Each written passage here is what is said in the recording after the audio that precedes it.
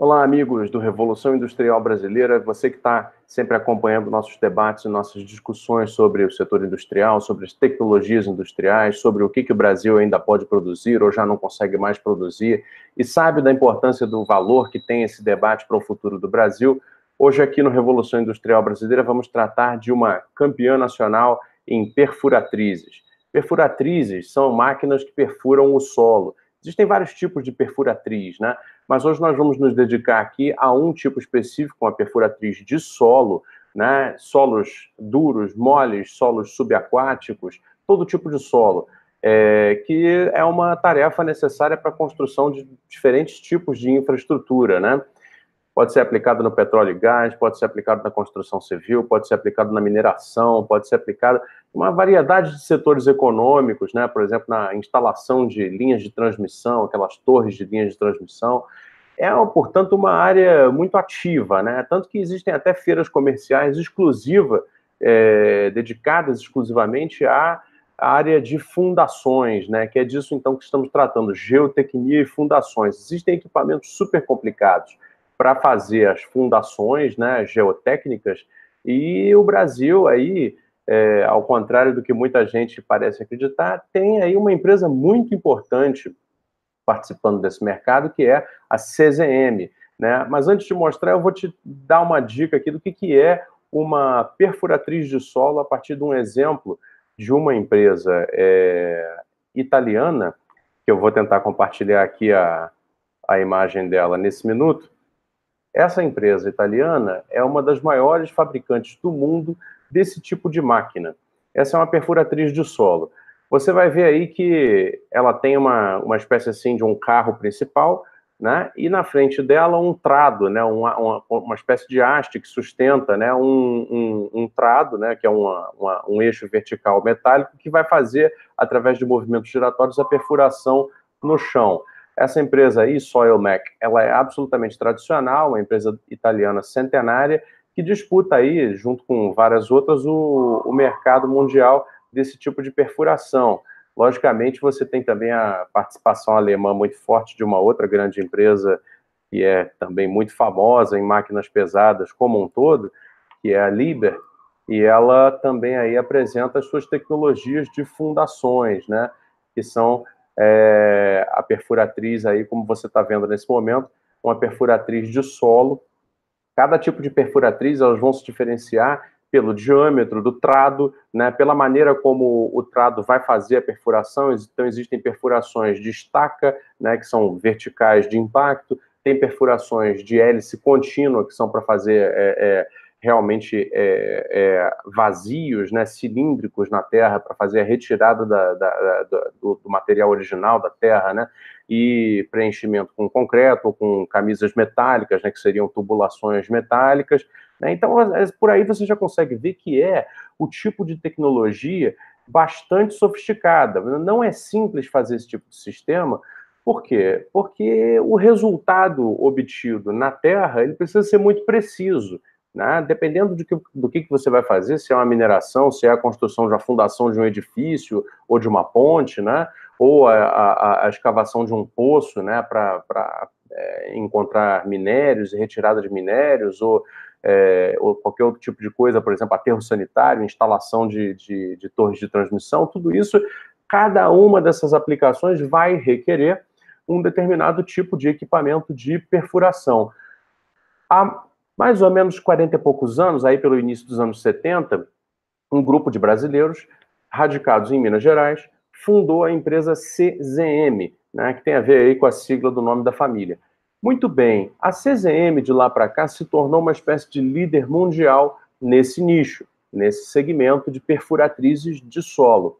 Perfuratrizes de solo da CZM, vou começar a mostrar aqui, são capazes de fazer serviços absolutamente similares àqueles feitos pela marca alemã e pela marca italiana que eu acabei de apresentar. Já deve estar à mostra aí para vocês um exemplo da perfuratriz CZM.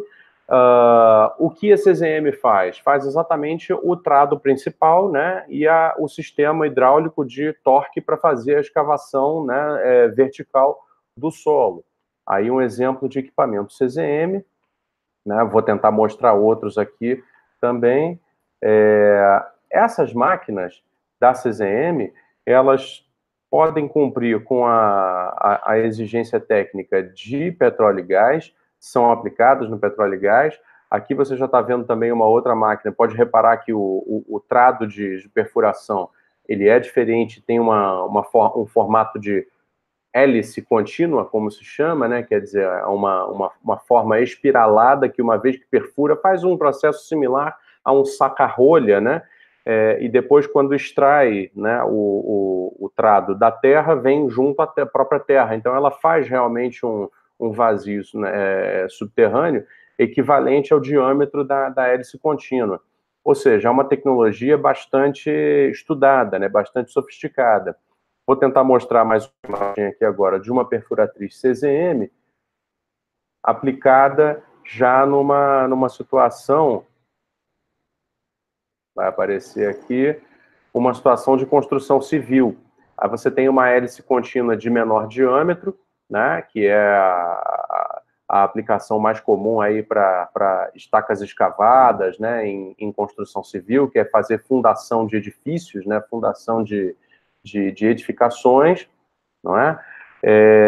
E esses são apenas 3 exemplos, tá, de equipamentos que a CZM, empresa brasileira de Minas Gerais, né, já vem há mais de 40 anos produzindo, iniciou aqui com o mercado nacional. E o que eu queria comentar, na verdade, é que hoje a CZM é uma empresa que consegue exportar para mais de 30 países do mundo, porque você vê que isso não é um tipo de tecnologia que qualquer lugar, qualquer engenharia nacional domina.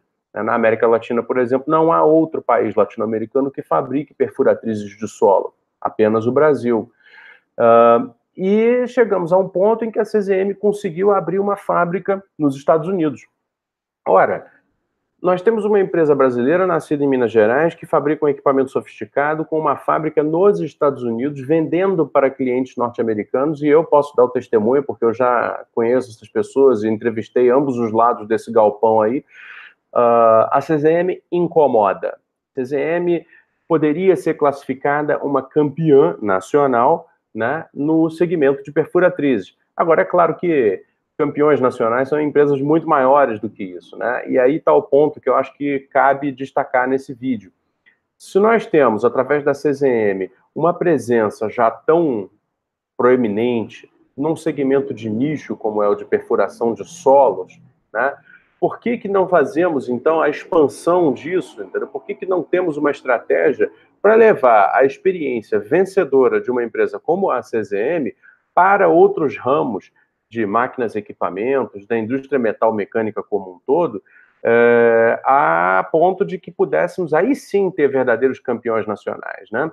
Todo mundo sabe, não caia na retórica anti-indústria que diz que campeões nacionais e a industrialização em geral são assuntos ultrapassados. Não são, né?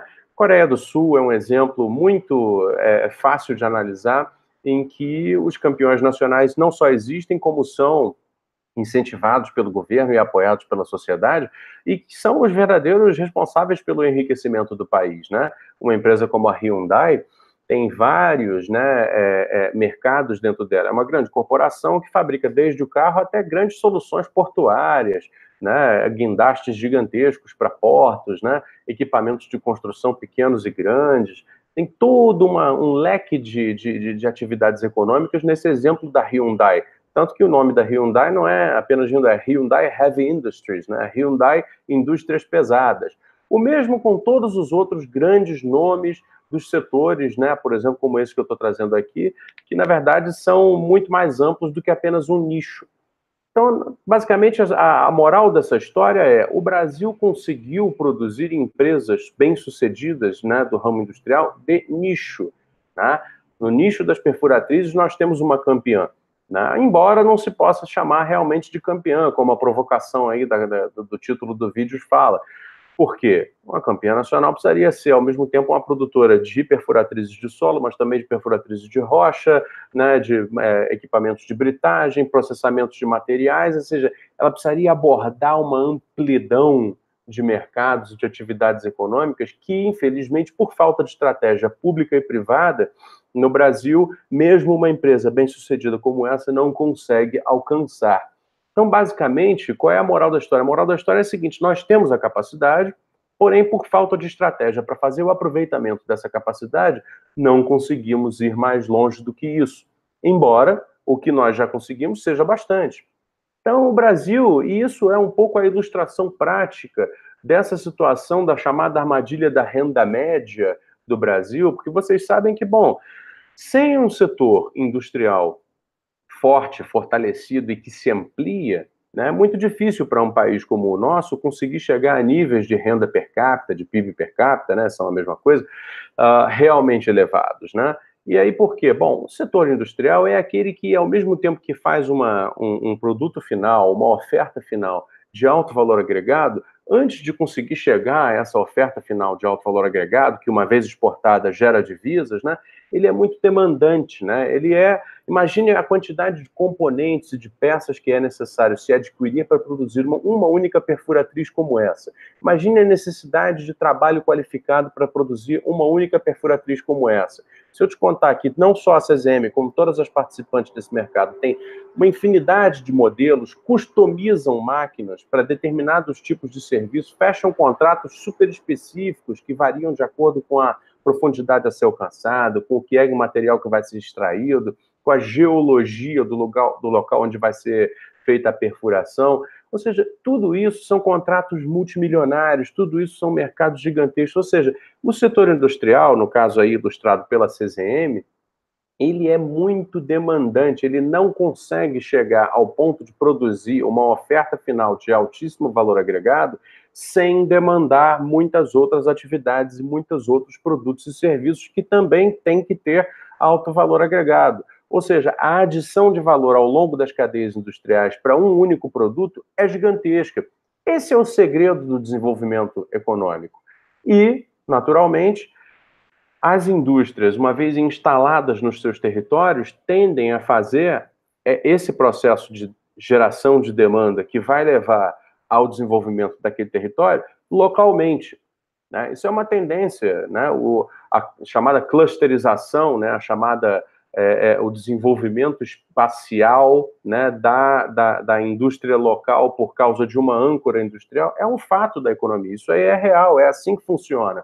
Portanto, daí, por exemplo, você tem por que as desigualdades regionais do Brasil são tão fortes, porque o Centro-Sul, que é mais industrializado, consegue ter níveis de renda, níveis de estudo, níveis de urbanização melhores do que o Norte e o Nordeste, que tem menos industrialização, são muito mais dedicados às economias que nós trazemos desde a colônia, não é verdade? E é uma estrutura fundiária que tampouco foi pressionada, porque não houve um processo de industrialização que a pressionasse, como houve aqui no centro-sul do país.